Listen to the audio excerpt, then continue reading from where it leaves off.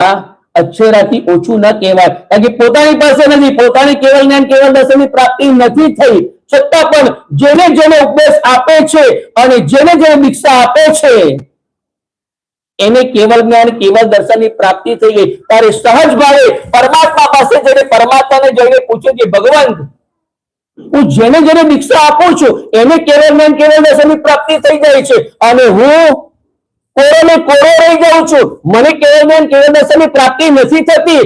એનું કારણ મને થશે કે નહીં થાય, મને ક્યારે થશે, કેવી તાલાવેલી છે.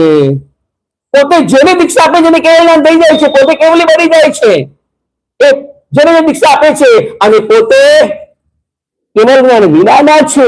એટલે ભગવાન પાસે બાળક સહજ ભાવે પોતે જ્ઞાની છે, પોતે જ્ઞાનમાં જોઈ શક્યા હોત, પણ ક્યારે પણ ભગવાનની હાજરીમાં એક સમય એવો છે કે ભગવાન ઇન્દ્રજારીઓ કહે છે અને જ્યાં પોતાનો સંશય દૂર થયો ચરણે મસ્તક મૂક્યું પછી ભંતે આપણી આજ્ઞા સિવાય અને બાળક બનીને જે પણ મનમાં શંકા ઉપજે પણ ઉપદેશને માટે ભગવાનને પૂછે અને ભગવાન એને ઉત્તર આપે.